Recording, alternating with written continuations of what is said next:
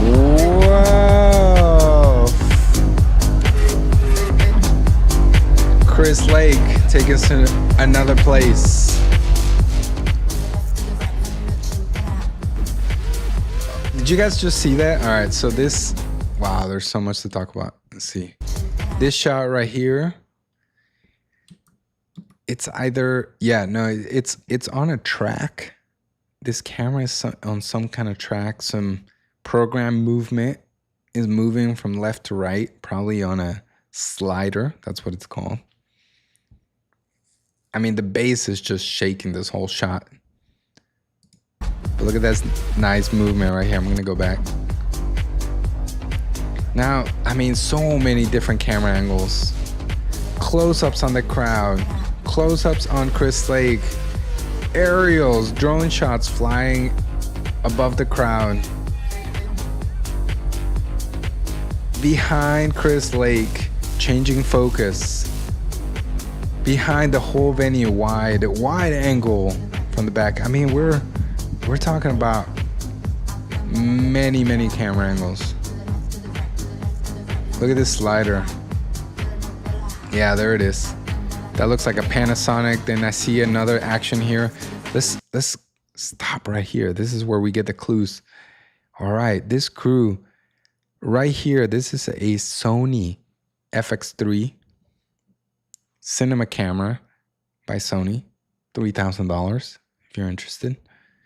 Right here, an action camera that I don't think that's a GoPro. I think that's a DJI action camera. There's another camera right here on a slider. So here's a tripod video head and a slider programmed to just go back and forth right here. There's a cameraman right here with a gimbal and a camera right here, and maybe there's another one over here. Let's see if we can catch those angles next. So one of the cameras is being used for the visuals. That's how we see Chris Lake right here on the screen. Maybe it's recording too, but I doubt it. There's another camera angle. So this is a wide angle close to the mixer. Don't know which camera this was. All right, let's click right here. So there's that action camera here. There's a camera floating here, probably for the crowd, pointing that way. There's a camera here on a stand. Can't tell quite this. And this is the one I was talking about on the slider, just going back and forth between these two. Hey, welcome back to the lab. Thanks for finding us. Drone shots at Brooklyn Storehouse. If you've never been, guys, I've been to this venue. It's fucking sick. It's sick. Insane party. Welcome to the lab. What we're doing in this live streams is we're discovering new videos. We're seeing the video production. We're analyzing, we're examining to find things we can learn from so we can apply them to our own video productions. We're checking out Chris Lake live from Brooklyn Storehouse a few days ago, posted. I love these long angle shots. I mean, we talked about the cameras on stage, but then these at the back of the house, long lenses, compressing the image, really putting the focus on him. Now let's talk about lighting here. Intentional lighting. Of course, this is for the live show. But when we're talking about our own video productions, you have to think about what can I do with lighting that will be intentional for what I'm trying to do. Spotlight on Chris Lake here, darkening everything. Let's keep watching.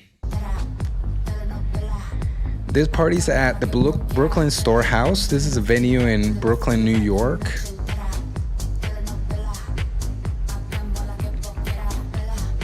Just South Brooklyn.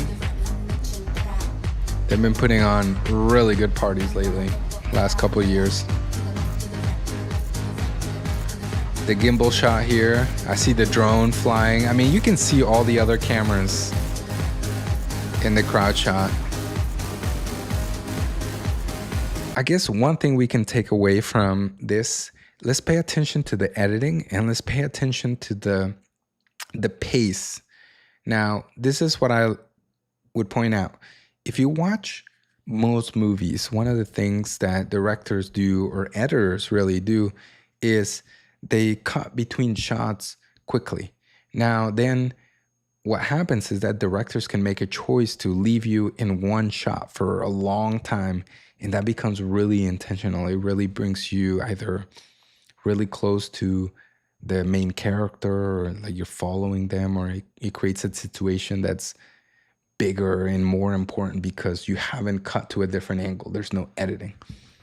For this, what I'm seeing is, I mean, the music is driving, it's pumping, there's energy, and the edit follows that. The edit matches that energy, and I'm willing to bet there's no shot in which we stay for more than 3 or 4 seconds, maybe even shorter than that.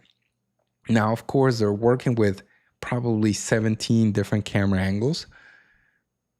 But if you can think about that, if you're starting to work with multiple camera angles, how does my editing match the pace of the music, of the vibe that I'm trying to create? If I'm cutting really quick, back and forth, is that taking away or distracting from the music? If my music is calm and chill, does it need that much video editing?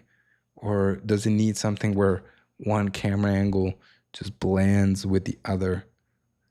We have to think about this, because now visually we're also creating an energy, we're creating a pace. All right, so let's look at the editing a little bit.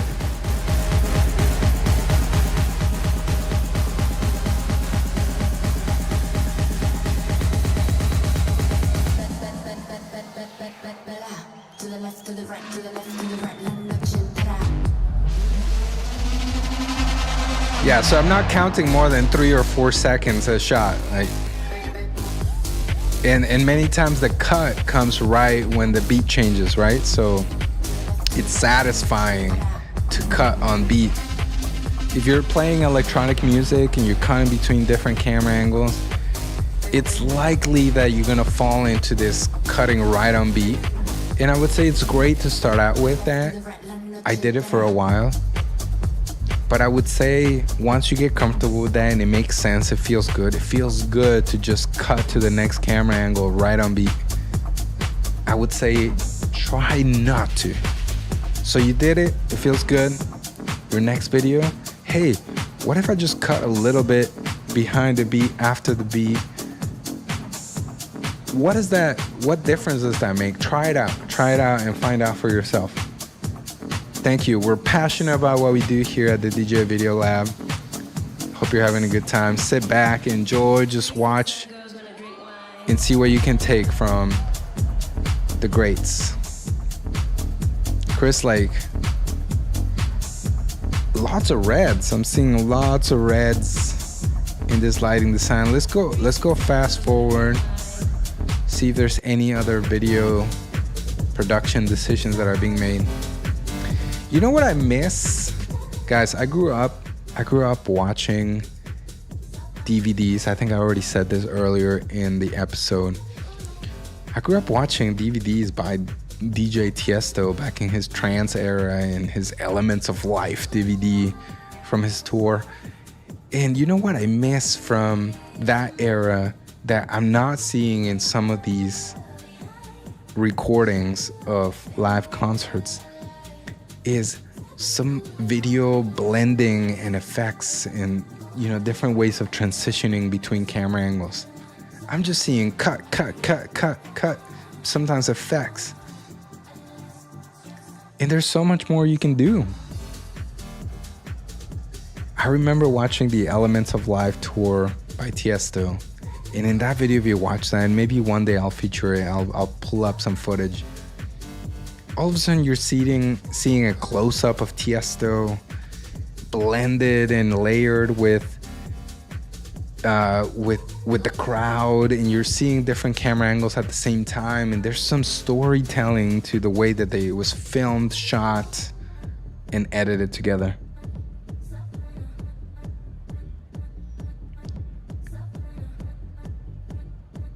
Disco, thank you for your question. Right now, we're only live streaming to YouTube. We're just getting started.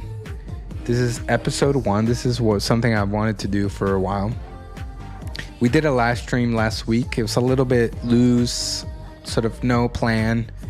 This one I think is more intentional, so welcome. I don't know too much about Discord, to be honest. I spend a lot of time working on YouTube.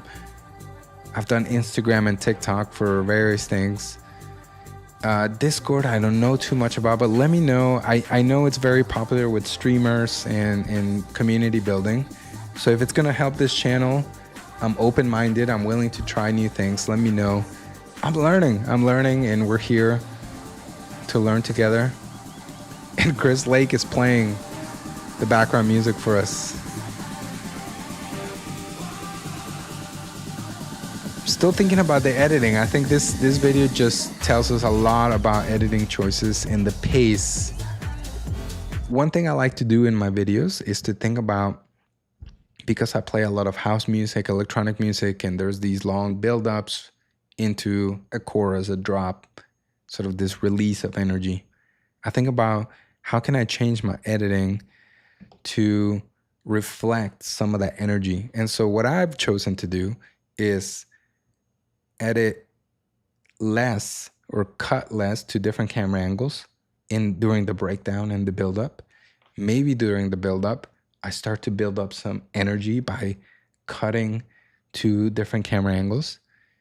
And then when the chorus hits and there's that release of energy, maybe in that moment, I built up something in the video editing to also reflect some of that energy. So either it feels right to cut between all the different camera angles really quick and go boom, boom, boom, boom with the beat.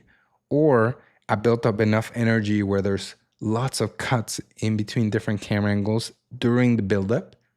And then in the drop, I finally land on the main shot or the shot that I choose as a way of releasing that energy. So I'm thinking about the editing that goes with it.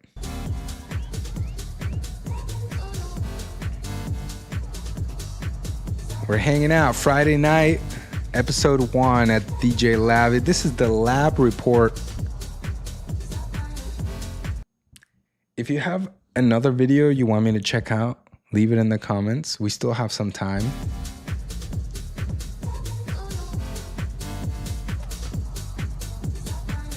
That's nice right there. I like what this guy's doing right here. So we get this gimbal shot where we kind of see most of the focus is on the venue and the crowd. You notice that Chris Lake is right here down center, but he's sort of faded. He's out of focus. Right now it's about the venue. And then, there's this sort of close in. Now, what this videographer did is he took the lens and with his hand basically just whack. He did one of these. Just like that. And that totally changed the moment. And then the focus also changed at the same time. Let's watch again. So we're in this wide, boom, right there. Zoom in, and all of a sudden we're on Chris Lake. Now we're on the background. Change camera angle. Very interesting. And we see right here, we can see the videographer in the back. Let's see. I lost him right there in the background right here. Now, I've been seeing this technique quite a lot recently. Let me share the screen here. There we go. We see the videographer back here just rocking back and forth.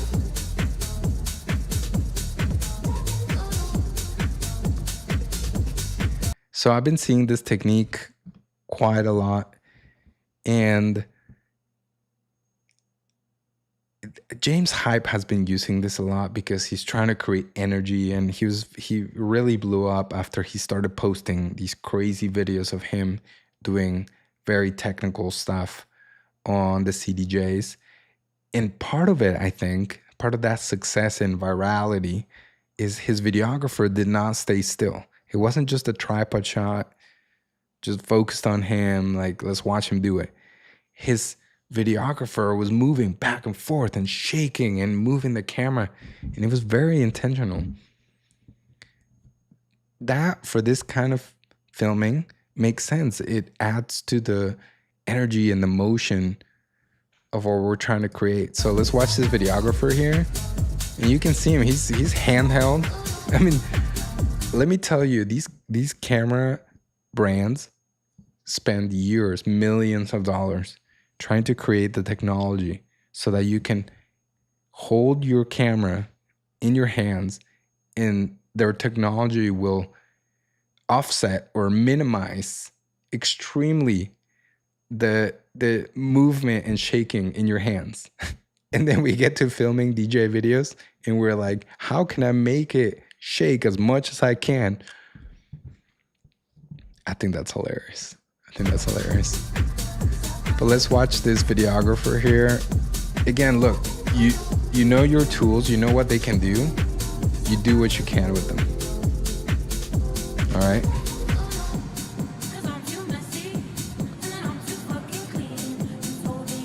I don't know if we'll see the...